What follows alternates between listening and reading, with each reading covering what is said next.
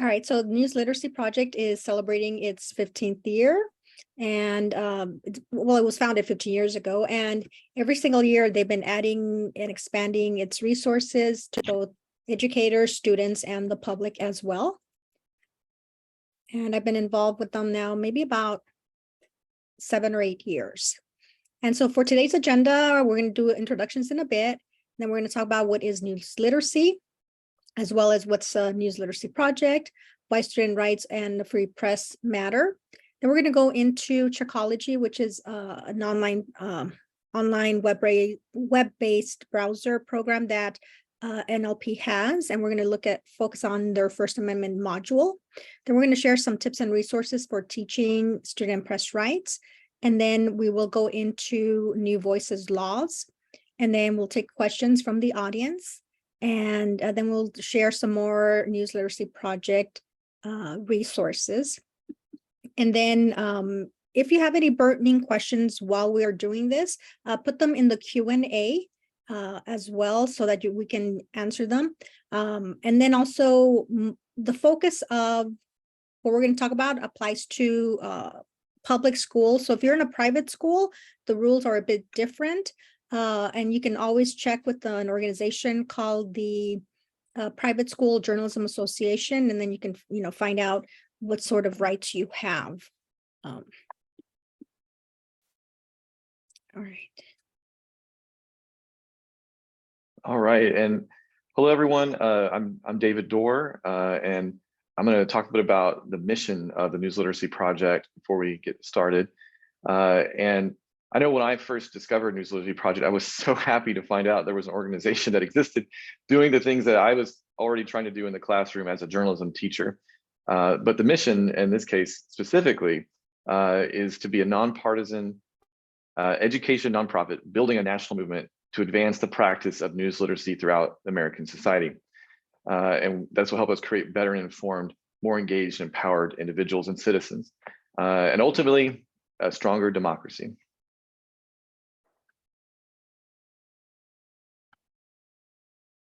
All right, and so there's 2 things that we need for the survival of a healthy democracy, and that's a free and, let me see, hold on one second. A free and healthy democracy and a free and independent press and the ability to determine whether information is credible. And that's what the big focus of News Literacy Project is to make sure that we have the tools to let the public and students know, how to decipher, news from propaganda and misinformation and disinformation as well. And as we work on these projects, we are guided by our organization's values. And that's first with the belief that news literacy is an essential life skill for everyone. We believe that facts matter, that a free press is a cornerstone of democracy. And we believe in being innovative, independent, nonpartisan, inclusionary, diverse, and collaboration. Right, so I'm Adriana Chavira, and welcome everyone. And I'm actually a former newspaper reporter. I spent 10 years working on daily newspapers here in Southern California before I decided to go into teaching.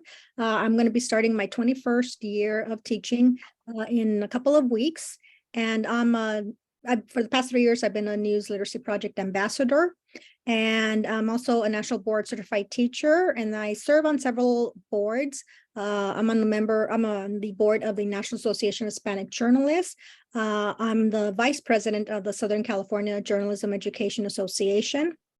I'm also on the board of the California Press Foundation, and I'm an active member with the Journalism Education Association. And at my high school, I advised the news magazine, yearbook, and news website at Daniel Pearl Magnet High School in Los Angeles. And you can see my Twitter account handle there, Adriana Chavira. And then on Threads, I'm not as active on Threads right now. I haven't totally gotten a hold of it, but it's A Chavira. And now my co-presenter, David. And I'm also a former newspaper reporter. This is my 14th year as a teacher. Just starting up here. I'll be going back to work in about a week or so. For 13 years, I've taught journalism related classes 10 years as a newspaper advisor and 3 years as a yearbook advisor. I'm also an ambassador with News Literacy Project. I am also basically a board member for New Voices Texas, and I serve in the position as the advisor officer. And we'll talk more about what New Voices is about later. I'm also an active member with the Texas Association of Journalism Educators. I'm the chair of that organization's Legislative and Policy Committee, and I advise the Eagle's Eye student newspaper that's available in print and online in Austin, Texas, at Aikens Early College High School. And my Twitter handle is there. I'm going to check out Threads. I'm not on there yet, but we'd love for you guys to follow us and get involved. All right, so now we're going to have you write something in the chat, and thank you for those of you who've been introducing yourself in the chat. But tell us, what state do you teach in, and then what do student press rights look like at your school? So if you can take a minute, and write that down in your chat, just so we get a sense of where people are coming from and what rights they have, and whether they're already a New Voices state or not.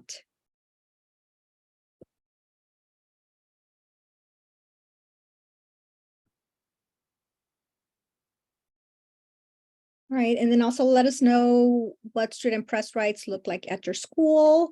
So for example, at my school, we're in California, so we definitely have some rights, a lot of rights in terms of freedom of the press. And obviously as a former reporter, I definitely teach that, to my students, and we exercise our First Amendment rights every single day. However, about a year ago, we were embroiled in a censorship attempt at the school, where district officials and the school officials didn't fully let us exercise our rights. And I'm going to just briefly talk about that a bit later for those of you who maybe haven't heard about that. But that's how pretty much in my school, I definitely always make sure that our students know their rights and that they use them to the full extent. Yeah, and we're looking at your comments in the chat, so thank you guys for sharing. And I teach in what I saw somebody else describe as a Hazelwood state as well. In Texas, we do not have a New Voices law, and again, we'll talk more about that, what that means exactly. I'm fortunate though at the campus that I work at that I've not had administration that has exercised a lot of prior review and not really censorship either. And now the fact is though, I know that down the road, or even just in a city over, maybe even the same school district with a different principal, it could be a very different scenario. And that's one of the issues that we know exists, is that it is very dependent on who your actual principal is at your campus. Okay, and I noticed that a lot of you do have principal oversight. So even though we had a censorship issue, the principal, I've been under now like 4 principals at my current school, and not once have they come over to ask us, to preview what we're going to publish. And I'm lucky that, we've never had that attempt when we don't have prior review, prior restraint. And so, yeah, beforehand, we did exercise a really good, healthy relationship with the principals, where they pretty much just let us do anything and everything. But obviously, we make sure that students do know their rights and their responsibilities as student journalists. All right. So very good. So you have a mix of where people are coming from. All right. And so next one. So this is actually one of my former students who won an award from a News Literacy Project a few years ago. She's already graduated and now starting, I guess, her sophomore year at UCLA. So her quote was, "The information being taught to students will help them further understand the work of a journalist, how to figure out when news is reliable, and give them a greater appreciation for all that the First Amendment grants us, especially student journalists." And so pretty much the point is that researchers on the subject think the very same thing. Critical thinking applied to information sources is a new skill that we must all teach. And I'm glad that now a lot of people are teaching news literacy in the classrooms, not just journalism classes, but in social studies classes, English classes as well. And, as you know, education moves very slowly, but however, technology doesn't, and all of our students have access to technology at the tip of their hands with their phones that they have all the time. So if we don't act with urgency, our students' ability to engage in civic life will be a casualty. So it's always definitely important for students that we teach students how to be news literate. And so why is it important that students learn about their rights? So here's a quote, a dedication to the First Amendment and the conviction that a free press is a cornerstone of democracy.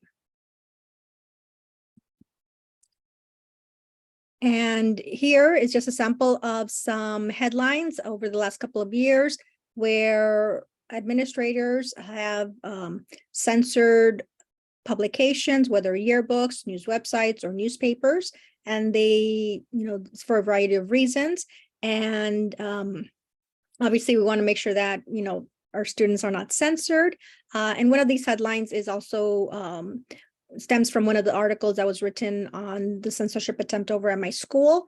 And so you can get a sense of, reasons why administrators are censoring students, whether it's LGBT issues or maybe words that they say. And obviously, we're hearing a lot about the don't say gay laws over in Florida. So there's a lot of different reasons why administrators feel something shouldn't go on a student publication. All right, so in this one, when I introduce the First Amendment or student press rights, I do a warm up with students and I show this news clip of then Supreme Court nominee Amy Coney Barrett, who during her confirmation hearing was asked to name the 5 freedoms granted by the First Amendment. And, so I asked students, how many of the freedoms can you name? And then, they jot down, and often, I usually have 9th graders who I introduce the First Amendment to. And so a lot of them don't know the rights yet. But, I have them write their rights, and then, we'll see, I play them the video to see how they do compared to her. So Miriam, if you can play that.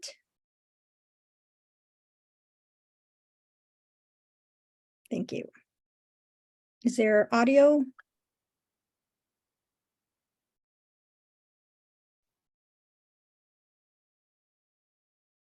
I think we're missing the audio. What are the 5 freedoms of the First Amendment? Speech, religion, press, assembly, speech, press, religion, assembly. I don't know. What am I missing? Redress or protest. Okay. What? So yeah, so she was missing actually petition, which is one that people often forget about. But students are, once they see this, they're surprised that here's one of the highest people on the court in the country isn't able to name all of them. So it's a pretty eye-opening short clip, and nice discussion. It's our spurts of some very good discussion. Yeah, and 2%, that's the takeaway headline here that I want you guys to catch on to here. So the Newseums has a First Amendment Center. I got to check on the status of that because I know they've had some issues, but they did a 2015 study and it found a third of citizens can't name any of the 5 freedoms of the First Amendment. So that's a third. Then the study also found that 57% of us know that freedom of speech is guaranteed by the First Amendment, but it's a little different if they can name all 5. Just 2%. 2% of Americans can name all 5 freedoms protected by the First Amendment. And that's a really good segue into Checkology here. And we can go ahead and move to that slide here. This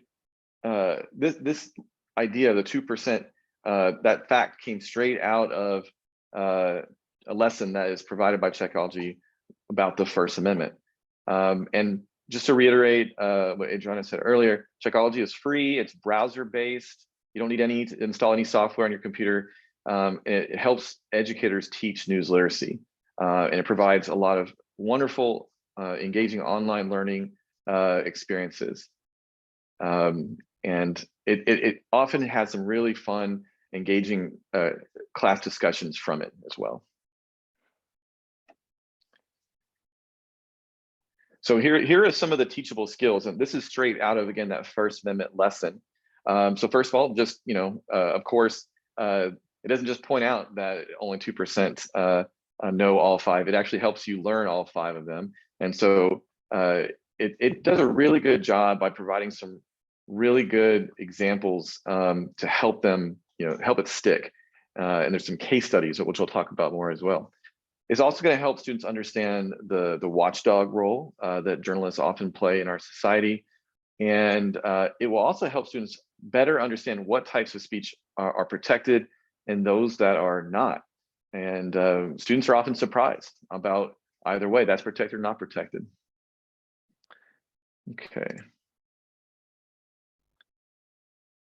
So that actually brings us to some of these case studies that provide this foundation. And I think that's one of the most important things about Checkology and News Literacy Project curriculum in general, is that we're providing our students with a foundation. And that's really important for classes like Adriana, where we're training reporters. It's very hard for our students to do their jobs, but they don't have that solid foundation. They don't know what their rights are. They might not be willing to stick up and kind of fight for their rights unless they know what they can and cannot do that's protected by the First Amendment. And so in the slide here, this is a slide that's taken straight from Checkology, where students are asked to decide, do they believe this particular speech is protected or not protected, regarding censorship in this case here. And if we can go on to the next slide here, these are five of the First Amendment scenarios that are included in the First Amendment module.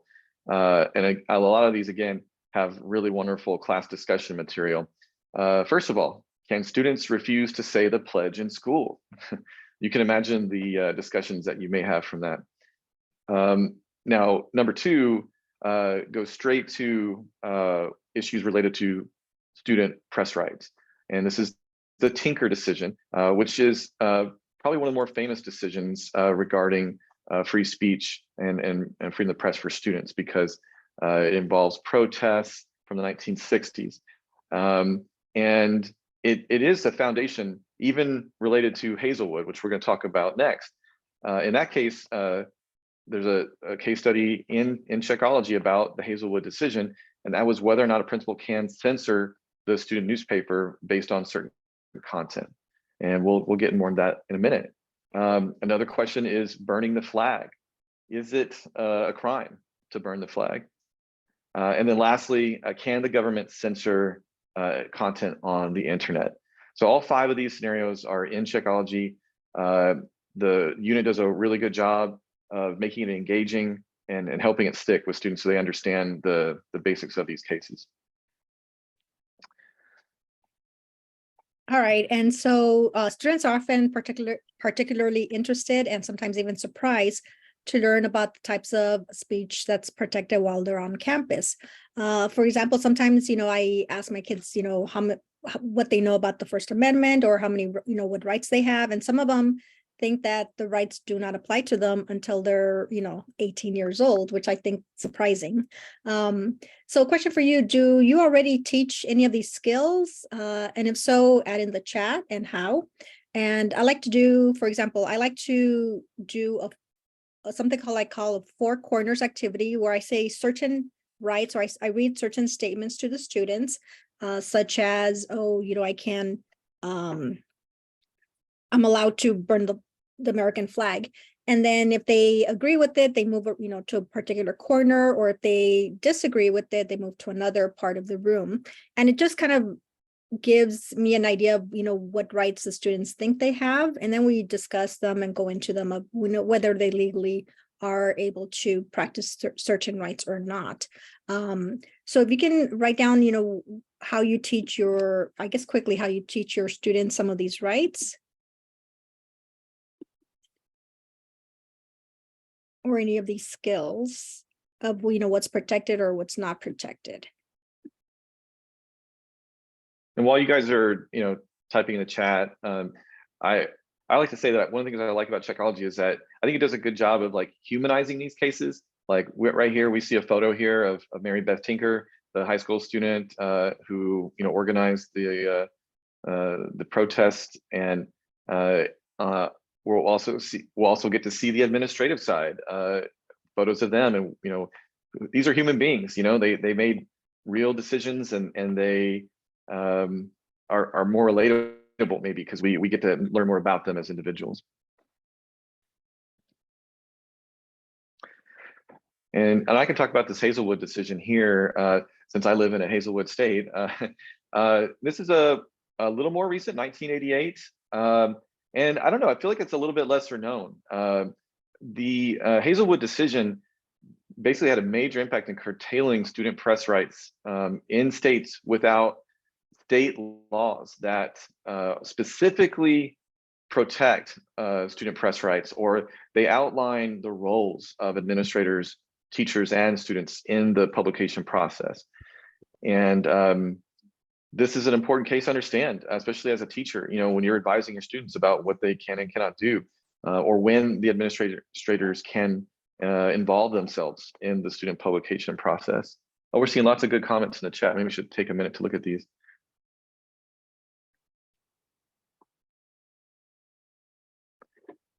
Oh, I see some people mentioning the Student Press Law Center. Yes, we're going to get to more of that in a minute.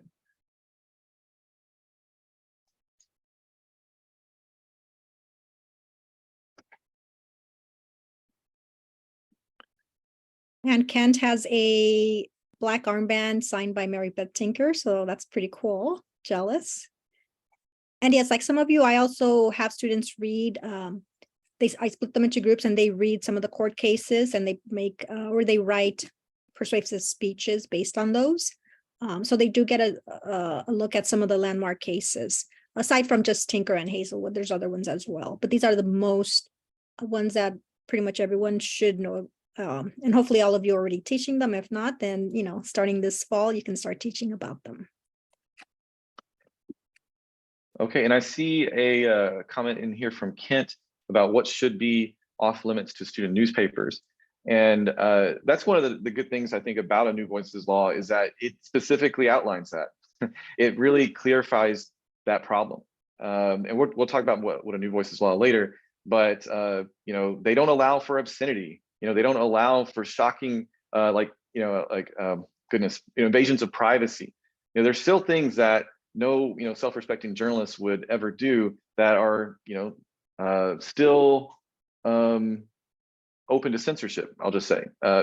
But without a New Voices law, there's usually a lot of confusion, and unfortunately in that confusion, teachers have lost their jobs, papers have been censored. There's been a lot of negative impacts on the student press.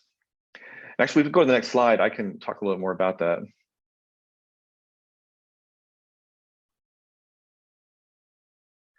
So let's talk about Hazelwood for a moment here and what it really did. So it was a 5-3 decision, involved the administration at Hazelwood East High School in Missouri. And it basically said that in fact, the school could censor controversial articles in the school newspaper. The ruling was a bit complicated though. It's not a real clear understanding, or a lot of people don't have a clear understanding of what this case did. And administrators get confused about what it empowered them to do as well. But basically the ruling is that they can limit the personal expression of students if that expression can reasonably be perceived to bear the imprimatur of the school. And I had to look that term up.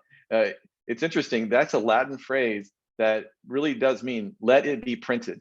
And it goes back to the church, Roman Catholic Church being allowed to print religious text and material.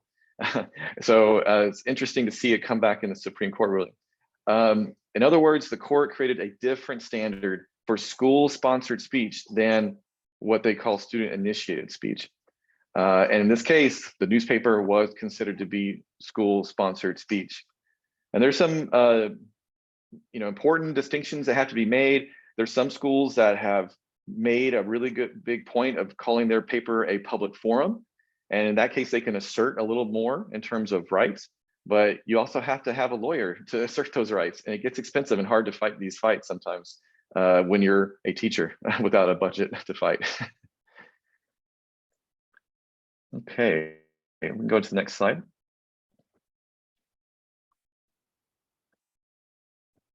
Okay, so let's get into new voices and what this is about for a moment. And this is, I guess, near and dear to my heart. I live in Texas without a new voices law, and it's interesting to see that 17 states have passed these laws, and that it is spreading over time. There's some of these laws that have existed even before the Hazelwood decision, which is interesting. Unfortunately, this Hazelwood decision dramatically changed the balance of student press rights. It's much more heavily weighted in favor of administration at this point when it comes to making these calls and decisions. And so there's currently this ongoing effort to advocate for states to pass these laws to really clarify what their roles are. That's the trickiest thing here. What is the role of the administrator? What is the role of the advisor and, of course, the student in these processes here? The most recent state to pass one of these laws is West Virginia. It just happened earlier this year. And so it's really interesting to see how this movement has been spreading across the country here. And ultimately, last bullet point there is that these laws reduce these incidents of censorship by clarifying these roles. And if we can move on to the next slide, I think we have a map to show. Yeah, here we go. So these are the 17 states. You can see where they're all over the country here. It really is like a student movement. Like I'm involved in Texas here, helping to support our students that are advocating for this. They're learning about the legislative process and learning how to advocate for themselves and what they have to do to contact lawmakers and things. So it's a process to get a law like this passed. It doesn't happen overnight for sure. And yes, if you want to learn more about new voices, Kate, thank you for putting the link in there for the Student Press Law Centers and their new voices.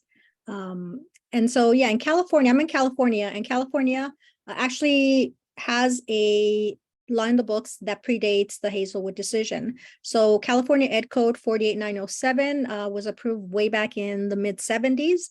And so that gives students pretty much the same journalism rights that the professional press have. And then also about maybe within the last couple of decades, the law has been updated to also protect advisors so that they don't get punished, such as firing, suspension, whatever, for something that their students published. And so about a year ago, actually a year ago this September, I was given a 3-day suspension for refusing to remove some information from the story that my students published back in November 2021. And the school clearly violated the state ed code since advisors are protected from, being punished for something their students published. And so, the information of the story was accurate. There's, the writing was, well done. The reporting was done well as well. And so, the students that, I teach the students to have a strong foundation in journalism and ethics as well. And so my students turned to the Student Press Law Center for guidance on, how to proceed. And, the Student Press Law Center attorneys said, we were in the right. We didn't have to take anything down. And so, we stood our ground. And, my suspension was ultimately reversed. The district rescinded it after 2 weeks of a lot of public support and a lot of media that even, it was pretty much made national headlines as well. And so, thankfully, we were backed by the California Ed Code, which gives students and, protections for advisors as well. So it's always good to make sure that you know what the rights are in your area, especially if you're in a New Voices state. And then if you're not in a New Voices state, it's always good to have a good relationship with your administrators, and hopefully they understand the importance of a free press. All right, and so next we're going to get back into Checology and the curriculum. And let's see. So if we can get on to the next slide. Oh, I'm sorry. Sorry. All right. So Student Press Law Center. So if you advise publications, make sure that your students are aware of the Student Press Law Center and how to contact them, because usually it should be the students who are contacting them. And they often meet with students. And so they have a hotline that you can contact and someone will get back to you. And especially if it's something that, you're being threatened with a lawsuit or facing imminent censorship, indicate that on your, in the form that you fill out on their website so that they can contact you, obviously within 3 business days. But, if you haven't made your students aware about the SPLC, definitely make sure that you do. They're a great resource. And, often, when we contact them, because we've had contact them before previously several times, doesn't always make headlines. Obviously, you try to avoid, going or making headlines, but they're a great resource, and it's a free and they're a nonprofit organization. All right, so now let's get back to Checology curriculum. And the Checology lessons have a variety of subject areas, as you can see, and these are all modules that you can organize and pick and choose which ones you want your students to focus on. And, it's a lot from news to information, misinformation, lessons on democracy, understanding bias. Some of the new ones are a new one is conspiratorial thinking. And another new one that I really like and it's very engaging is it's called Power in Art, and it's about editorial cartoons and artists. And I have a lot of artistic students, so they really get into that one.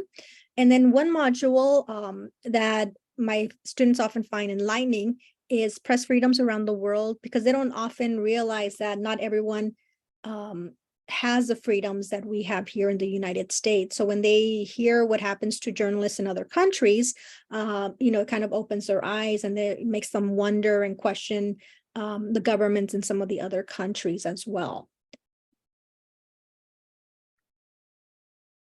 All right, so we're going to take a quick preview of Checology's First Amendment unit. And so Miriam, if you can click on that, hopefully we can see a part of it.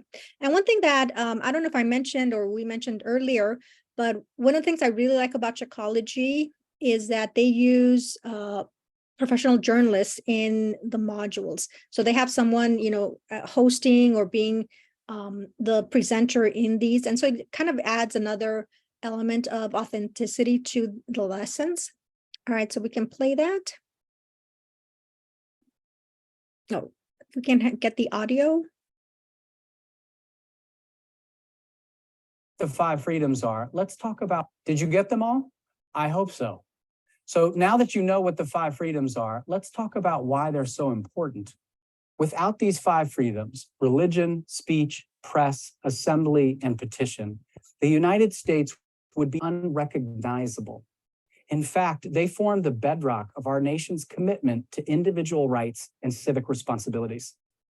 Americans have invoked these 5 freedoms in every important struggle for social justice and civil liberties throughout our nation's long history.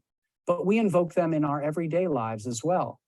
Every time you express yourself in class, every time you post something on social media, wear a t-shirt with the slogan, watch a live stream of an important event, join a protest of any kind, practice your religion, or choose to practice no religion at all, you are exercising your First Amendment rights.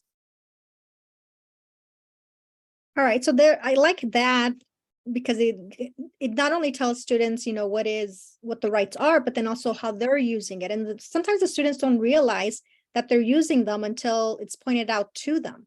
And then, they get surprised or get happy that they're like, oh, okay, I already know this. I already know the right that I have.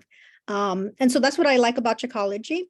And then something else that I like about it too, and some of you, maybe if you're in a school or if you love data, or maybe your school or the district, is very data driven, you can do pre and post assessments of the students to know where they are, and then, where their knowledge is after they've completed a module.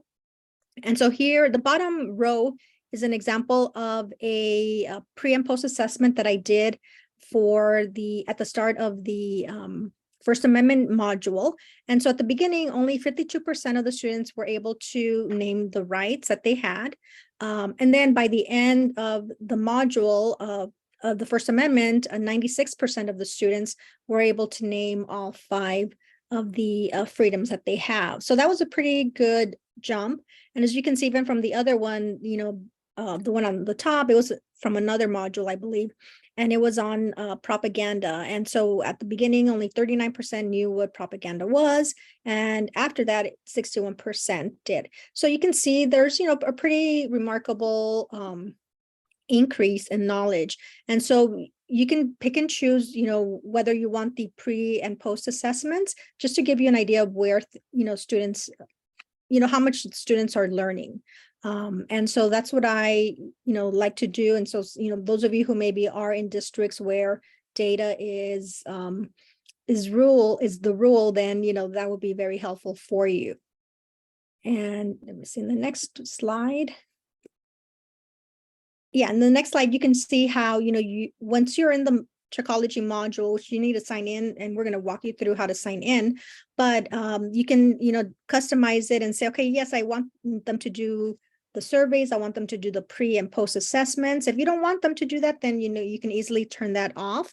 And then you can also sign in with your single sign-on. So if you use, like my school, we use Schoology, others use Clever.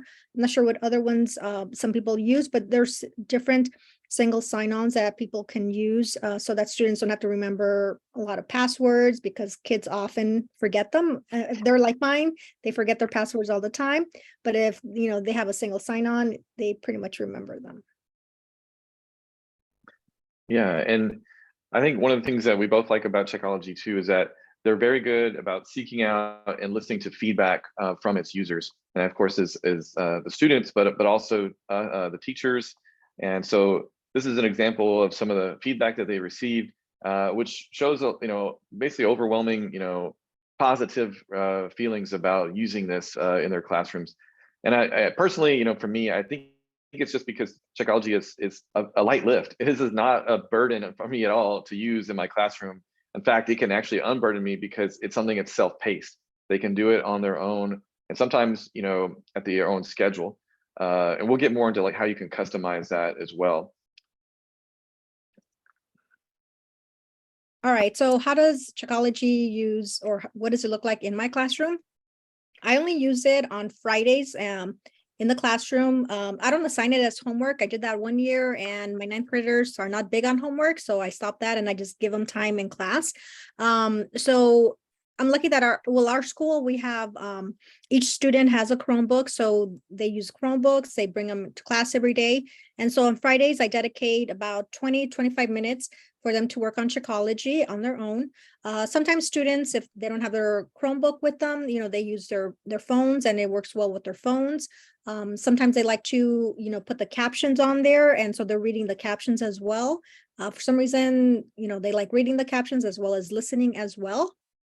And one thing I like about it, like David said, is that it's self-paced. And if students have, wrong answers, they go back and they fix them, or they cannot move on to the next question until they get it correct. And so I have it set so that students cannot skip, because I don't want them jumping around from module to module. So I have it so that, they cannot progress until they're finished with it. And, if they need to, I've had students, work on it at home. Sometimes they say, oh, I was bored, so I was working on it. So that's good that, they're not falling behind. And I do grade them on the modules. I don't grade them hard. I just want to make sure, I can always look and see how they're making progress on them. And if they're, maybe being a bit too slow or falling far behind, then I tell them, to hurry it up and, work on it at home, or when they're, done with their work early in my classroom, they have some time to work on it as well. And so, David, how does it look in your classroom? Yeah, it's very similar. I also use it more in my journalism 1 class because we have a lot more time to explore in-depth journalism topics. But I do use it, and I intend to use it even more this year in my graphic design classes, which really are our production classes for our newspaper. And in those cases, or in that case, I have students from all over our school that maybe have never been in a journalism class, and I have to do a boot camp basically with them at the beginning of the year. And this is a really easy way for me to give them some basic foundational information about their rights in the First Amendment. There's modules on practicing quality journalism. There's modules on what different type of information is. And so it's just a really good tool because I can use it and I can adapt it for my needs depending on the class that I'm teaching. And it's very adaptable for sure. I forgot one thing I also want to add is that I do like using it sometimes in a whole group scenario. So sometimes I like to project it on a big screen in my room and we'll watch the videos together and we can stop and talk about them together to have a little more whole group interaction with it as well. Sorry, go ahead to the next slide. Oh yeah, so besides the modules themselves, there's like a lot of extra bonus content in Checkology. There are these practice exercises that you can add for supplemental. So there's some little extra quizzes with more content that'll kind of extend learning. Might be like a good like a GT extension type activity perhaps, or to really just drill, to really make sure students know these rights backwards and forwards. Checkology is also good about having challenges. You can set up like a points system to see who has the most points in your class and things if that's motivating, kind of a gamification aspect. And it also gives them access to the check center that helps them to detect and debunk misinformation, and then links to just lots of other resources. As you as an educator with New Voices, I'm sorry, with News Literacy, you have just tons of resources in the library that they provide. And we'll talk more about how you get access to that as well. Right. So if you have any questions that you want to ask us about any of the topics we talked about, if you can put them in the Q&A. Don't put them in the chat because they may get lost in the chat once people, start adding things in there. So if you put them in the Q&A, and then hopefully we can answer them as best as we can. And David, you have one in the Q&A already. Interesting question. Do we cover memes in your graphic design class? And that is actually built into one of the lessons. Info Zones has a section on there about memes and what kind of information people are presented with. And obviously, like, memes can be used in different ways. Is it entertainment? Is it propaganda? Is it advertising? Like, there's so many ways memes can be used, and so you kind of really have to understand the context of it, right? Like, what's the content in the meme to determine what the purpose, right? It's always about the purpose of what is this content that I'm seeing here. And I love how Checkology really is relatable in showing how bombarded we are with information all day long. And it's just very relatable in the way they deliver the content. And we're seeing another question in the chat here, or the Q&A, I should say. So go ahead. No, I was gonna just read the question. Any thoughts on teaching gatekeeping of mainstream media? I'd like to know more what you mean by gatekeeping on mainstream media. Are we saying that mainstream media is bad and that you shouldn't always accept its content, or what? Can you help us understand that a little better? Or I guess Luke was the original poster of that, I guess maybe in the chat.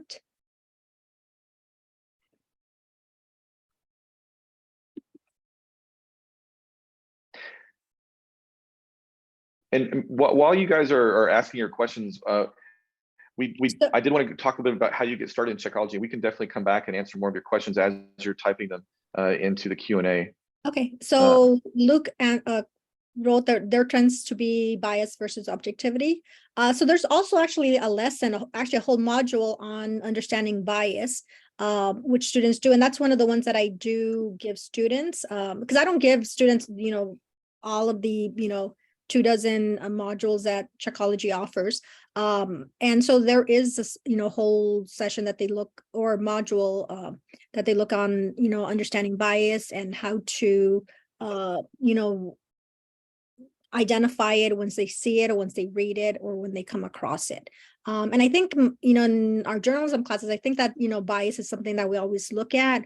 I know that I do with my publication classes, one of the warm-ups we do pretty much at least once a week or maybe every 2 weeks is have them, go onto a publication or publications, 3 different ones, and they look at the same story or same event, but look and see how they're covered by different publications.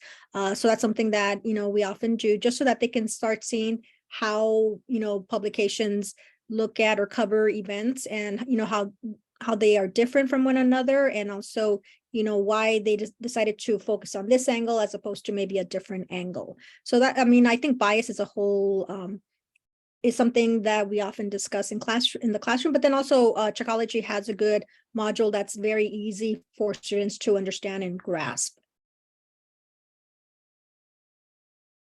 And David, I don't know if you want to add to that as well. Yeah, I know that you're right that there's really good content in Checology dealing with bias. Also, good content explaining about the differences between outlets that pay reporters and those that don't. In terms of your information, like where you're getting it from. Is it well researched? Are there editors checking it for truth, and evidence? So yeah, that's all in Checology, and it's a really good way to facilitate a discussion about these concepts in your class. Okay, and then Yeah. Kate in the chat added that about gatekeepers in terms of school administrators feeling they need to be the gatekeepers. At least in my school, I don't have the principal coming in and, asking for peer review or a prior review, whether it's our yearbook or magazine or website. So we don't have that. And I think David mentioned also that he doesn't have that in his school. I think it turns into the sort of, I guess as advisors, we need to kind of educate the principals that we have, our administrators, and kind of let them know, that we're kind of pretty much to trust us with that we're teaching the students good ethics, good foundations of journalism, reporting, all of that. And sometimes we need to sit down with them and go over that with them, or kind of always remind them on a regular basis that what we're doing is correct. All right, any other questions? And I just wanted to go back to, I think Kate had a comment about gatekeeping as well. It's interesting, I haven't really seen that term used in terms of censoring, because that's really what we're talking about here. The administrator getting involved in that role of saying what is and what is not allowed.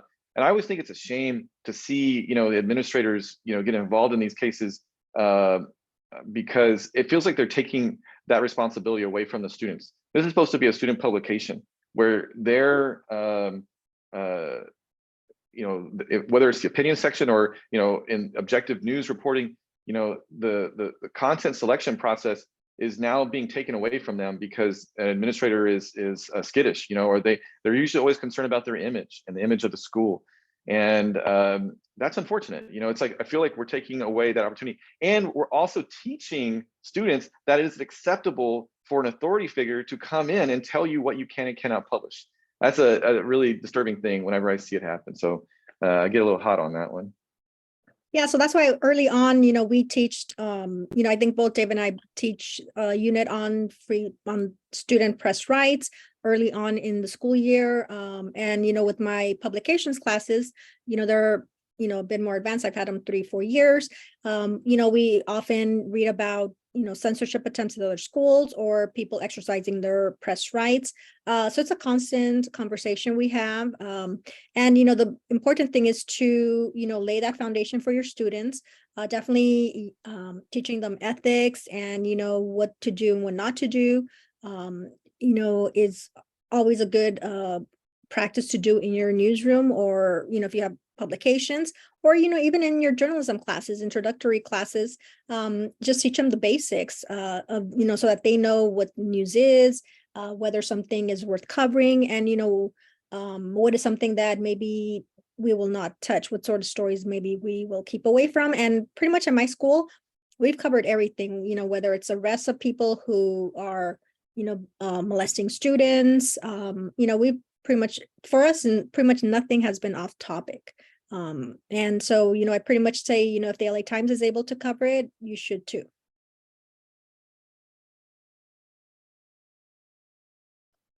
And we'll try to do our best to answer more of your questions. I'd like to talk more about how you get started on Checkology for a moment. Okay, and it's basically as easy as going to our website, right? Checkology.org, and registering as an educator. Make sure you say that you're an educator so that you have the ability to create classes. And as Adriana was saying earlier, Checkology is great that it provides at least, I think, 3 different ways to use a single sign-on, whether it's Google or Microsoft, or I think Clever.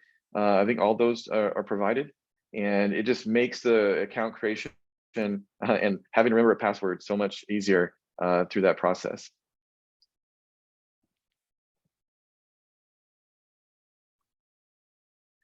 Adriana, I think this was your slide, but I think we were talking about this a little bit together, like about the customizing tools where this is where you can come in and you can create what order you want things. But what else did you want to add, Adriana?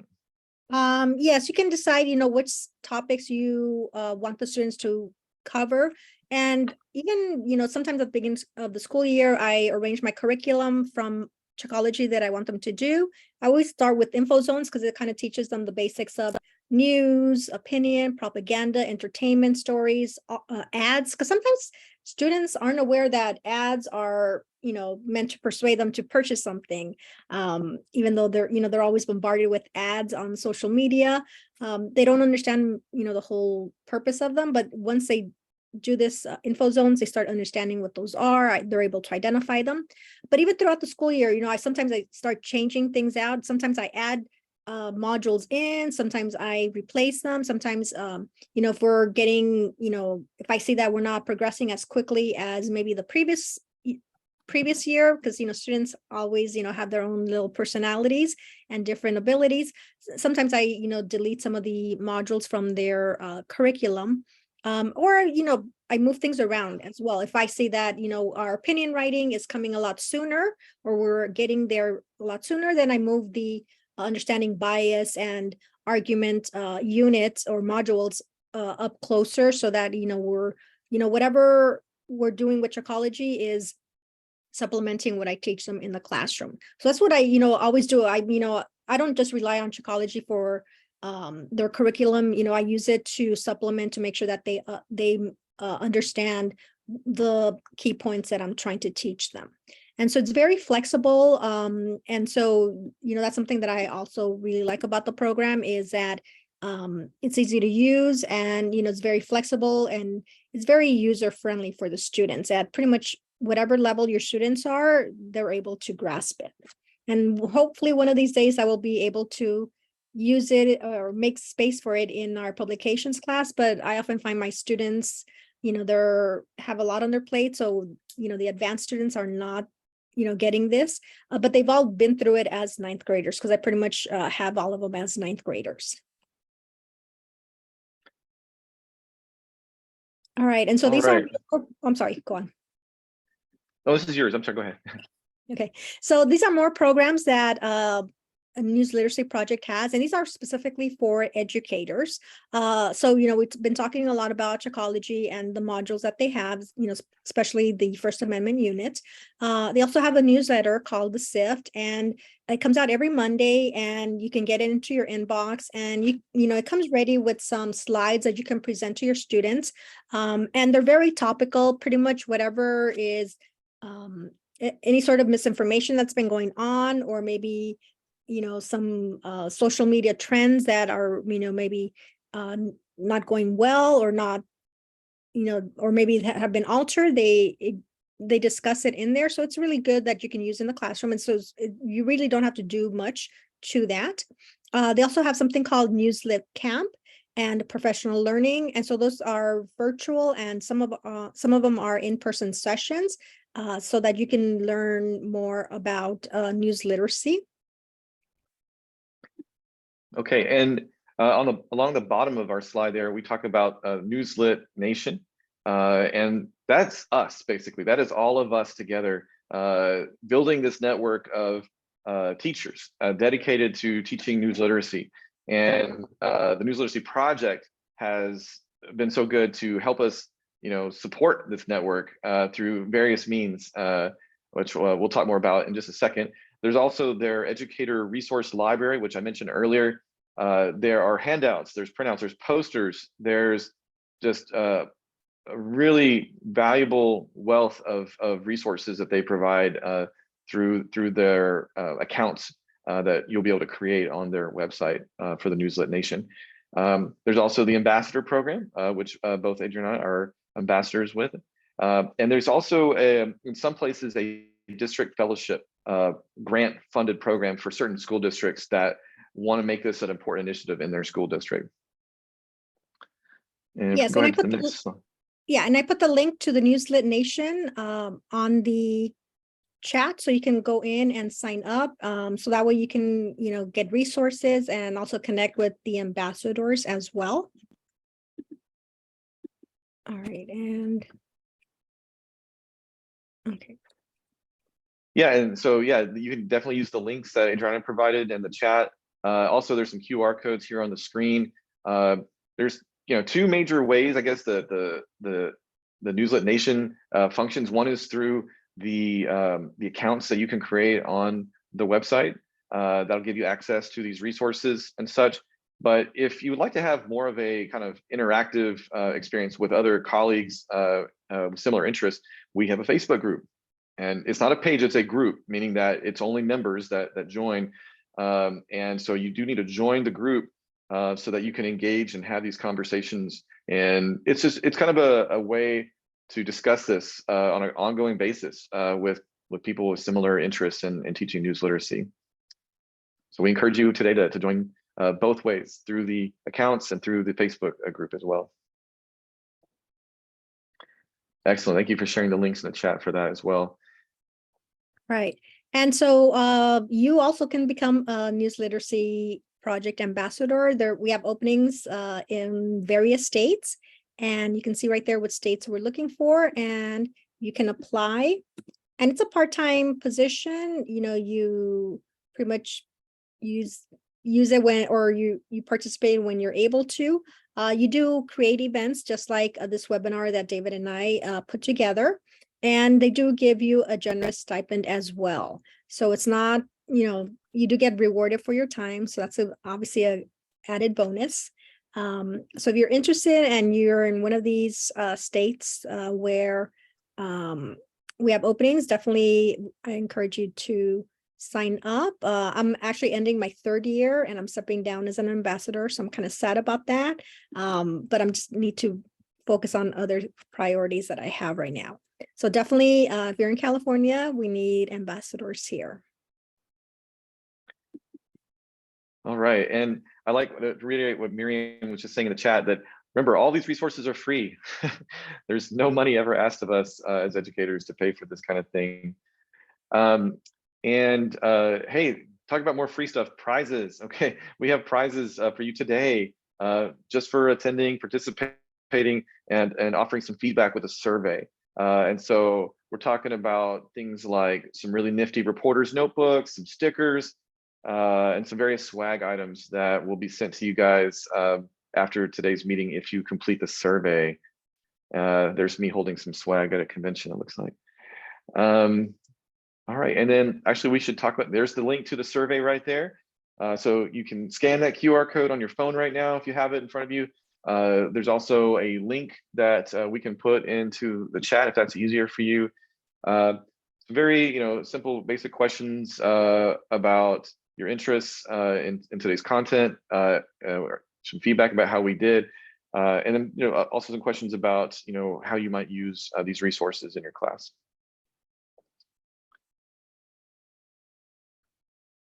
And while people are answering that, Kent had another question in the chat. I'm sorry, in the Q&A. Are schools financially liable for student news production? Does that make a difference in freedom claims? No, I mean, I guess that's one of the reasons why, as advisors, we need to make sure that we teach students, obviously libel, slander, all of those, and practice good ethics as well as journalists. And so, then hopefully you wouldn't come across any sort of lawsuit against people. And that's why also it's good for students and advisors to know the laws in your state, so that you know what you're able to do and what you're not able to do.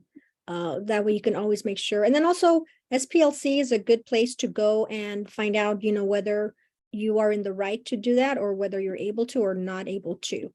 So they're always a good source for that. Yeah, that's a good point. And that's another reason why we always contact the Student Press Law Center as well. If there was a story that was so controversial that we were worried about some kind of financial liability, we would get it lawyered. We would get that story lawyered through the Student Press Law Center to make sure that we're not stepping into any of those territories. And I think that's actually a little bit of maybe a way to shield the principal as well. If it's the advisor and the students that are taking on that responsibility instead of the administrator, I don't know, that might be just an additional way to provide some protection from the school as well. If it's a really student, driven work. All right, any other questions? Okay, and hopefully all of you are filling out the survey.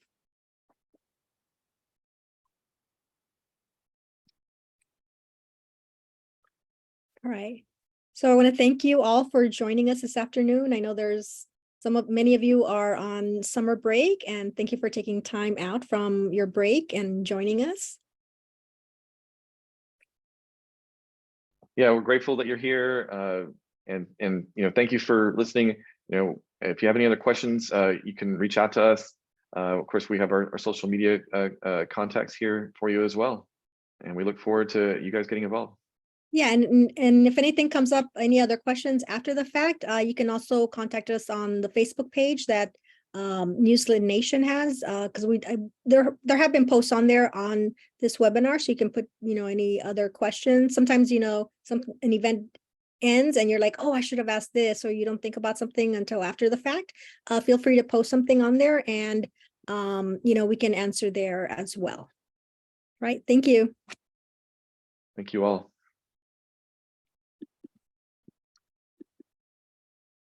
Thank you, everyone. Thank Have a you. Great start of your school year. Absolutely. Good luck, everyone.